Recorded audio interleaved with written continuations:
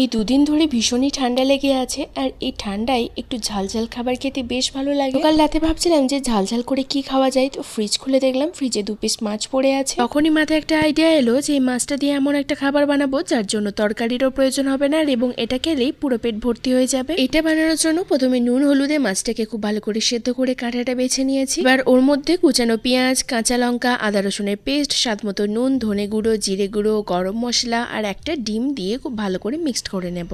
এই ডিমটা দেওয়ার পর যদি একটু বেশি জলজলে হয়ে যায়, সেক্ষেত্রে তোমরা অল্প একটু ব্রেড ক্রাম্বস বা বিস্কুটের গুঁড়ো এর মধ্যে অ্যাড করতে পারো। অন্যদিকে আমি আগে থেকে লুচির যেরকম ময়দা মাখে নুন, চিনি, সাদা তেল দিয়ে ঠিক সেভাবে আমি ময়দাটা মেখে রেখেছি। মোটা একটা লেচি কেটে বড় করে একটা রুটি বানিয়ে নেব। রুটিটা খুব বেশি মোটাও হবে না, আবার খুব বেশি পাতলাও হবে না। এটা বেলার সময় একটু বেশি পরিমাণে সাদা তেল দিয়ে বেললে এটা ভাঁজ করতে খুবই সুবিধা হয়, আটকে যায়। এবার এই রুটির মধ্যে মাছের মিশ্রণটা দিয়ে খুব ভালো করে চারদিকটা মুড়ে দেব। যেহেতু একটু বেশি পরিমাণে তেল দিয়ে ভেজেছি, তাই দেখো ভাঁজ করার সময় এটা কোনো আটকে যাচ্ছে না, সহজে ছেড়ে আসছে। চারদিকটা মোড়ানোর ক্ষেত্রেও ভীষণই সুবিধা হচ্ছে। এখানে আমি চারিদিকটা খুব ভালো করে যতটা সম্ভব আমি মুড়িয়ে দিয়েছি, কিন্তু এটা তোলার সময় একটু সাবধানে তুলতে হবে। অন্যদিকে একটা তাওয়া নিয়েছি এবং তাওয়ার মধ্যে বেশ খানিকটা সাদা তেল গরম করতে দিয়েছি। অন্যদিকে এই মোগলাই পরোটাটাকে খুব ভালো করে আস্তে আস্তে তুলে নিয়ে তাওয়ার মধ্যে দিয়ে মিডিয়াম টু লো ফ্লেমে খুব ভালো করে ভেজে নেব। যেহেতু মোগলাই পরোটাটা দেওয়ার সময় গ্যাসের ফ্লেমটা হাই ফ্লেমে ছিল এবং তেলটা অতিরিক্ত গরম ছিল, মোগলাই পরোটাটার একটা দিক একটু বেশি ভাজা হয়ে গেছে, যার ফলে একটু পুড়ে পুড়ে গেছে। এটা খেতে কিন্তু কোনো অংশে খারাপ লাগেনি। তো যাই হোক, এবার দুটো দিকে একটু উল্টে পাল্টে খুব ভালো করে লাল লাল করে ভেজে নিচ্ছি। এখানে মোগলাই পরোটাটা আমার দুটো দিকই ভাজা হয়ে গিয়েছে। এবার মোগলাই পরোটাটা প্লেটের মধ্যে দিয়ে এভাবে ছোট ছোট করে 4 টুকরো করে নিচ্ছি। তোমরা চাইলে 2 টুকরোও করতে পারো।